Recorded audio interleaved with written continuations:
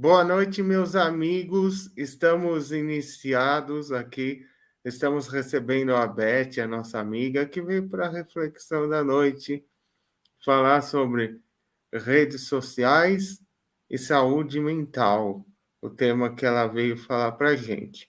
E, amigos, nós estamos buscando duas coisas importantes aqui para nossa casa. Nós estamos procurando. A primeira, os evangelizadores para o dia 3 de junho, que vai ter o ano que vem a evangelização infantil online aqui na nossa casa, online. E estou procurando uma pessoa que seja técnico, que mexa com o stream, porque está acontecendo que o stream mudou a configuração e tem gente que está com dificuldade de entrar para. E daí tem expositor que não consegue entrar. E daí a gente está com. A gente não tem o técnico, a pessoa técnica mais, porque a nossa irmã mudou para o Rio. E eu estou precisando de ajuda. Vocês.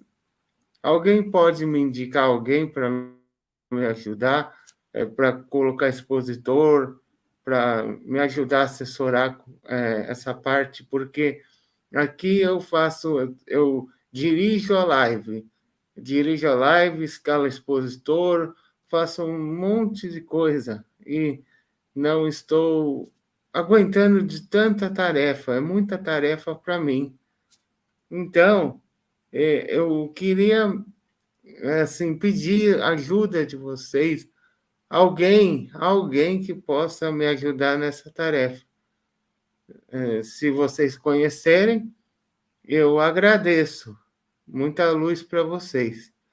E, bom, como é de costume, nós vamos mudar o ano que vem. O SEAC vai, quinta-feira, o estudo do Livro dos Espíritos, que já é quinta-feira nesse ano, e que já é de quinta-feira nesse ano, há algum tempo já é de quinta-feira. Então, nós vamos colocar na quinta-feira mais tarde, vamos colocar às 8 da noite. Lembra que a gente era 7h15? Esse ano o estudo do Livro dos Espíritos é 7h15. Nós vamos atrasar, né, 45 minutos, ou seja, nós vamos colocar o horário em ponto, 8 da noite. É sempre 8 da noite. Todos os trabalhos na semana, 8 da noite, o ano que vem. Uma live cada dia da semana, 2 no final de semana. É melhor com esses números, né? Eu não gosto de número quebrado, eu gosto de número inteiro. É melhor trabalhar com número inteiro, não é? Então essa vai ser a mudança. Livro dos Espíritos, quinta-feira. Quinta-feira já está, mas o horário novo, 8 da noite. O Evangelho segundo o Espiritismo vai ser a partir de fevereiro, primeiro sábado de fevereiro, 5h30 da tarde. O Evangelho segundo o Espiritismo ele vai terminar nesse período do sábado, no final de maio. Depois passa para quarta-feira, a reflexão vai ser cortada do ar na primeira quarta-feira de junho, vai ser cortada, vai entrar a leitura do Evangelho, vai entrar no lugar lá no sábado, vai entrar a evangelização infantil. É isso, amigos.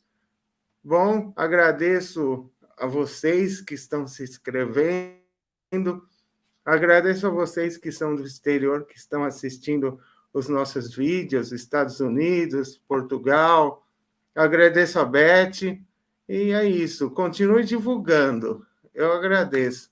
É muito trabalho, eu agradeço. É isso que nós viemos fazer, trabalhar. O mais importante é ajudar o próximo, para a gente ter força para se ajudar. Obrigado, e é com você, amiga querida, muito obrigado, e obrigado, e desculpa aí, né, ficar falando, né? Enfim, é isso. É com você, amiga. Boa noite, amigos, boa noite. Então, hoje nós vamos falar de um tema atualíssimo, né?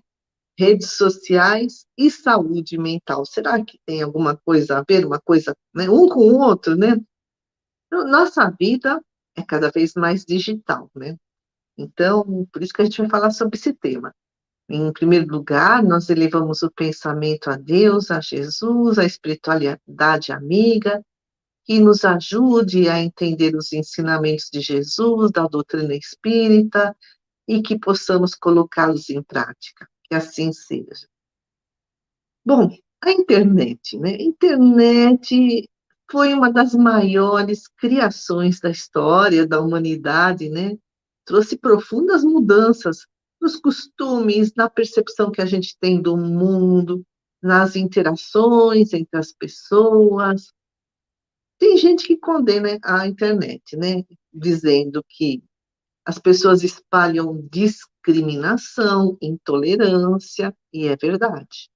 Existe criminalidade de todos os tipos na internet, e isso também é verdade, infelizmente. E muitas fake news também acontecem, e ainda mais, né, um estudo recente, essa construção de bolhas alienantes por causa dos algoritmos. Então, a gente acaba recebendo só aquelas mesmas informações que a gente está acostumado a receber. Tudo isso é verdade.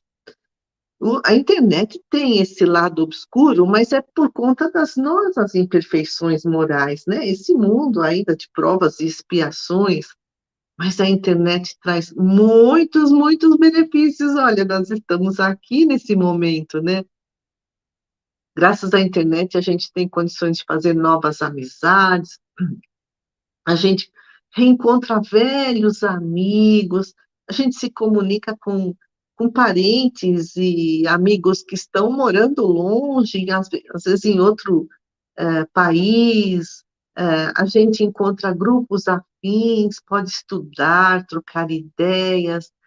Existe toda uma democratização da informação. Então, a gente encontra lá livros gratuitos, né, PDF, free download, quando são livros que já estão no domínio público, filmes, documentários, cursos, palestras, notícias, uma infinidade de informações que está aí à disposição de todos nós. E décadas atrás, não existia a internet. Uma vez, o Chico Xavier perguntou para o Geraldo Lemos o que era multimídia.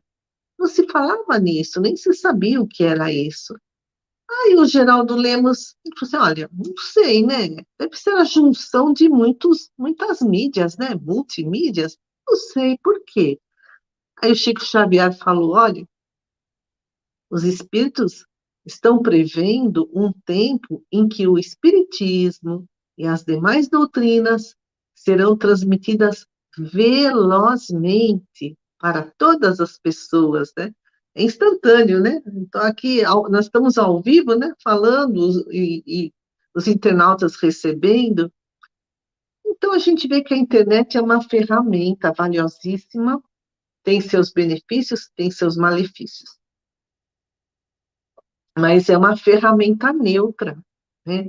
Quem faz um bom ou um mau uso da internet somos nós mesmos, é igual martelo, né? O martelo pode ser muito útil para pregar, né, os pregos, mas também pode matar alguém. E a internet também, ela é usada para ferir, para agredir, caluniar, ou outros usam para conscientizar, para conectar as pessoas. Então, os benefícios são imensos. Agora, o problema é o excesso de horas em que a gente fica conectado à internet em relação à nossa saúde mental. E aí a gente vê, né, como os costumes estão mudados.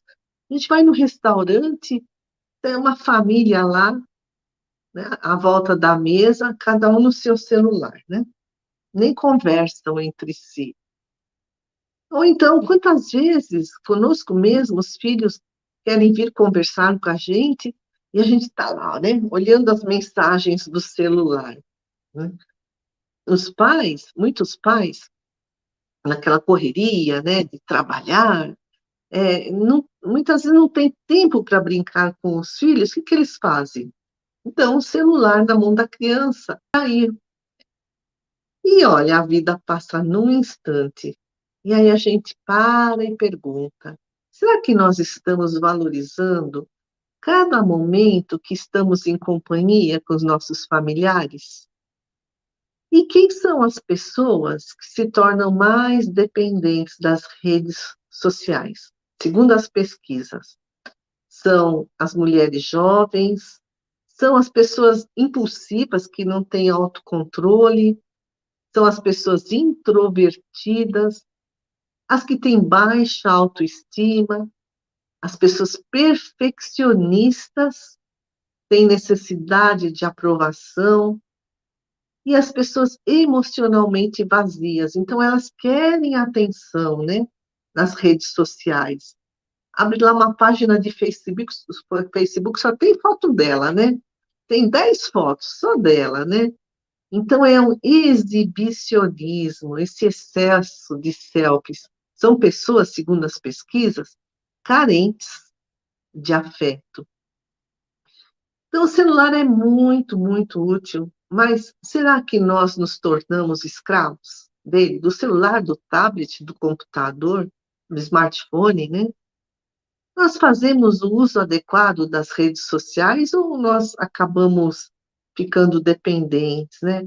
E como é que se avalia essa dependência, né? Quem é dependente da rede social, da internet, e quem não é?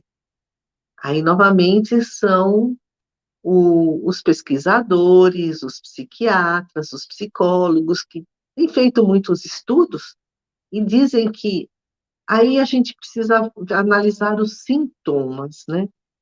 Então, são pesquisas das universidades, de institutos de pesquisa, que mostram que as pessoas hiperconectadas, tem gente que fica horas e horas por dia, né, ligadas à rede social, elas acabam gerando muitos problemas de saúde mental. Por exemplo, a ansiedade, a perda da capacidade de raciocínio, de memória, de concentração.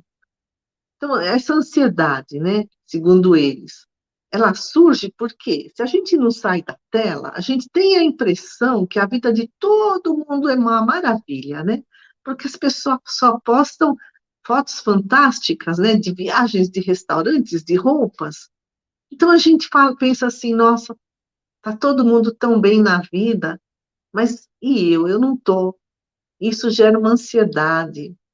E tem outras questões. Então, se a gente fica muito ligado nas notícias negativas, nos comentários desagradáveis, sabe? Às vezes a gente recebe comentário desagradável no WhatsApp, no Facebook, no chat do YouTube. Isso também gera ansiedade. E outra questão também é quando a gente quer dar conta de tanta informação. Então, é uma autocobrança exagerada que leva à ansiedade. E tem outros sintomas da hiperconectividade: insônia, sedentarismo, dificuldade até, segundo, né, os professores, as crianças estão com dificuldade de escrever, estão com dificuldade na caligrafia, porque, né, ficam só lá, usando o teclado, não treinam a caligrafia. E o que que a gente pode dizer dos jogos eletrônicos, né? Cada vez mais a tendência é transformar a diversão em conhecimento e o conhecimento em diversão. Isso é muito bom, né? Atrai a nossa atenção.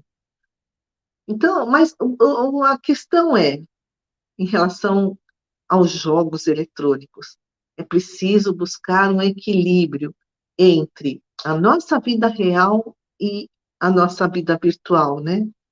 Os especialistas dizem que também os jogos, né, os games, trouxeram muitos benefícios nos últimos anos, porque essa interatividade, né, essa tela interativa nos jogos, aumentou o QI das pessoas nos últimos anos. Isso é resultado de pesquisas. Mas, novamente, o problema é o exagero. Se a pessoa exagera de ficar o dia inteiro só jogando, aí, em vez de aumentar o seu QI, ocorre o oposto. Começam a surgir perdas cognitivas, a pessoa começa a ter a sua capacidade de raciocínio diminuída, a sua memória, né, enfraquecida. O DSM-5, DSM é o Manual de Diagnóstico de Transtornos Mentais, que está na 5ª edição, e é publicado pela Associação Americana de Psiquiatria, e esse manual define como que os médicos, os terapeutas fazem o diagnóstico dos transtornos mentais, né? Que sintomas precisam ser observados? E, né, o DSM, né, agora está no 5, é usado por psicólogos, por fonoaudiólogos, por médicos, por terapeutas ocupacionais do mundo todo. E também tem o CID-10, que é a Classificação Internacional de Doenças, que está agora no número, eu falei o 10, mas o último que foi lançado é o 11, né? É o CID-11, que é a classificação estatística de doenças e problemas relacionados à saúde. É uma lista de classificação médica, né? Para padronizar os problemas físicos, os problemas mentais. Quem publica é a Organização Mundial de Saúde, a OMS. E quando a gente, por exemplo, vai no médico, o médico dá uma receita, ou faz o pedido de um exame, ele coloca lá, né, um código de letras e números, é a classificação da nossa doença. É uma linguagem universal. Todo médico entende, né? Então, o CID atual é esse CID-11. Ele traz 55 mil códigos, um para cada lesão, ou doença, ou causa de morte. No CID anterior, o 10, tinha 14.400 códigos. Esse atual tem 55 mil códigos. E em relação aos dependentes, né, as pessoas que são dependentes aos games, aí esse transtorno está lá tanto no DSM-5 como no CID-11. O DSM-5 chama de transtorno do jogo pela internet. E o CID-11 chama dependência de videogames. E é um problema mental, essa dependência. A gente vê casos muito tristes no mundo inteiro. Então, por exemplo, em 2019, um adolescente de 17 anos, lá na Tailândia, ele queria aproveitar no feriado escolar, então ele ficou, né, numa maratona de jogos na internet. Ele morreu na frente do computador. Do lado tinha caixas de comida para viagem, tinha refrigerantes. Causa da morte, derrame cerebral. Tem também outra questão muito preocupante, os jogos mortais da internet, né, que atinge principalmente adolescentes e jovens. Então, também foi noticiado em 2016 que um menino de 13 anos, morador lá da cidade de São Vicente, em São Paulo, se enforcou. Por quê? Porque ele perdeu no game League of Legends. Então, nesse jogo, quando alguém perde, os participantes dão ao perdedor o desafio do Shocking Game, é o jogo da asfixia. Então, a pessoa tem que, né, se asfixiar para induzir desmaios, tontura, um estado de euforia. Só que esse Shocking Game acabou causando uma série de vítimas fatais no mundo todo. E também teve aquela questão, né, muito falada do jogo da baleia azul, que propõe 50 desafios e, por último, o suicídio. Tudo isso são jogos mortais pela internet. Também tem o comportamento fitness, né? Então, assim, aquela indução de ser magérrimo, e isso também acaba levando principalmente os adolescentes a transtornos alimentares, bulimia, anorexia, e também tem o cyberbullying, né? É a agressão verbal, psicológica, que é repetida, que é disseminada pela internet por conta da intolerância, do preconceito. Então, é uma questão assim muito grave. Por isso que é, aqueles que são internautas compulsivos, eles precisam tomar certos cuidados. Que cuidados são esses que os psiquiatras, os psicólogos trazem, né? Então, limitar o tempo de exposição à internet, priorizar páginas que agreguem valor, proteger a privacidade, filtrar a fonte, né, de consulta, avaliar a veracidade da informação divulgada, não espalhar mensagens e conteúdos preconceituosos, obscenos, monitorar os sites que as crianças e os adolescentes visitam. O Brasil é um dos países onde as crianças acessam mais precocemente a internet. Então, é uma média de, assim, 9 anos de idade e ela já está lá, né, grudada no computador, ou no celular. E nessa idade, as crianças são muito vulneráveis. E como os pais devem agir, né, nesses casos? Quem nos fala é o psiquiatra e terapeuta Flávio Milman Chances. Ele colocou um vídeo lá na internet. Ele diz assim: as pessoas que têm 30 anos para menos são os nativos digitais, já nasceram, né, nesse mundo da internet. Ou os imigrantes digitais são aqueles que têm mais de 30 anos.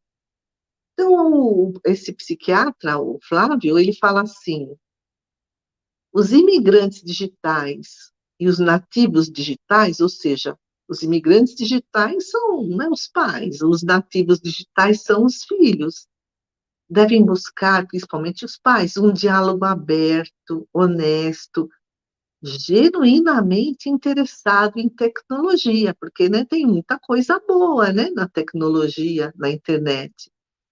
Mas é missão dos pais cuidar dos filhos. Lá no Livro dos Espíritos, na questão 582, né, os Espíritos nos ensinam que a paternidade é uma missão de grande responsabilidade, que Deus colocou o filho sob a tutela dos pais para que estes o dirijam ao caminho do bem. E a reeducação dos filhos começa com a reeducação dos pais, né? Os filhos refletem os valores, as crenças, os hábitos dos pais, e muitas vezes a gente tem uma falsa sensação que os filhos não estão nos percebendo, não entendem o que se passa ao seu redor, mas tudo fica gravado no inconsciente. E o inconsciente é poderoso, né? Ele reflete na vida, né, da pessoa. Por isso que os pais precisam tomar muito cuidado com o que dizem e como dizem.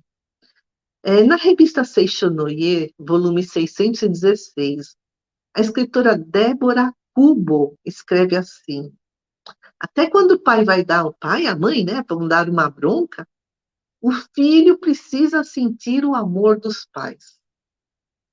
E os pais devem, então, dar exemplos, bons exemplos, devem ser firmes na educação, no caráter, não fazer chantagens ou promessas, né, que depois não vão cumprir. Precisam ser firmes na honestidade consigo mesmos e com os outros. E precisam ser humildes, ensinando aos filhos que eles também erram.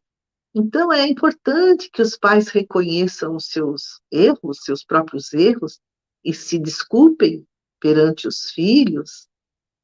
E se os pais passaram uma infância, uma juventude difícil, né, uma família desestruturada, com brigas familiares, eles não precisam repetir isso com os filhos, não.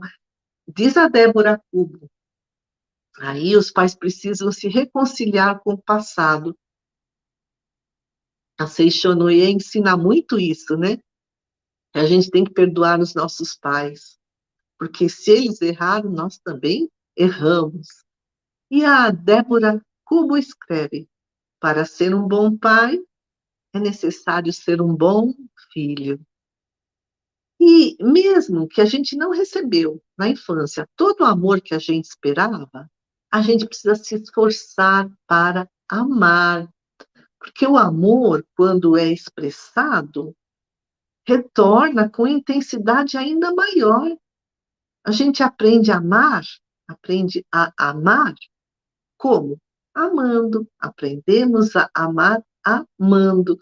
E cada lar tem a sua psicosfera, que é a soma de pensamentos e sentimentos, tanto dos encarnados como dos desencarnados que lá estão, né? Nossos mentores, visita de familiares que já desencarnaram, às vezes até obsessores, né? E como é que está a psicosfera do nosso lar? Nosso lar é um ambiente assim cheio de paz, de amor, de harmonia, de apoio mútuo? Ou não? É um ambiente cheio de intrigas, de conflitos, de inveja, de dominação, de competição. Os pais estão muito responsáveis pela formação da psicosfera do seu lar. Por isso é importante fazer o evangelho no lar. E ainda na relação com os filhos, então, é buscar assim muito diálogo, mas criar oportunidades para conversar, né? Não esperar que o filho venha nos procurar, né? Para que esses nossos filhos tenham certeza de que podem confiar, né, em nós, podem desabafar nos momentos difíceis, em vez de irem procurar companhias perigosas fora de casa ou até na internet. E também os pais precisam dar autonomia aos filhos, segundo a idade, né, de cada um desses filhos, né? Porque é importante que eles se sintam livres, mas também se sintam responsáveis né, pelo que fazem. E é importante os pais darem um amparo, um incentivo, entendendo que cada filho é diferente um do outro. Cada um traz a sua própria personalidade, a sua bagagem espiritual. Por isso que cada um tem uma missão diferente na Terra. Então, os pais não podem fazer comparações entre os filhos que têm, né? E também não podem menosprezar esses seus filhos, eles podem ser espíritos mais sábios, mais maduros, mais evoluídos do que nós, pais, né? Importante também elogiar sempre para fortalecer a autoestima deles. Então, resumindo,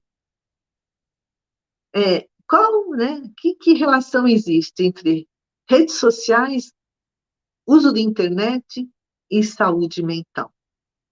Então, para ter saúde mental, precisamos tomar cuidado para que, né, esse acesso não se transforme em vício, excesso de horas conectado, e não chegue a ponto de prejudicar outras atividades diárias, buscar qualidade no conteúdo consumido e cuidado com a exposição, né, nas redes sociais.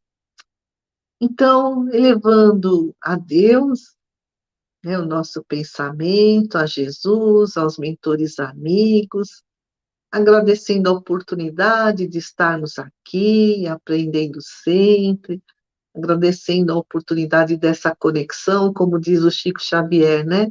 Nós estamos fazendo bom uso da internet, divulgando a doutrina espírita, e isso nos traz muita alegria. Então, Senhor, abençoe a todos nós, nossos lares e nossos familiares. Senhor Jesus, se conosco, hoje e sempre. Graças a Deus.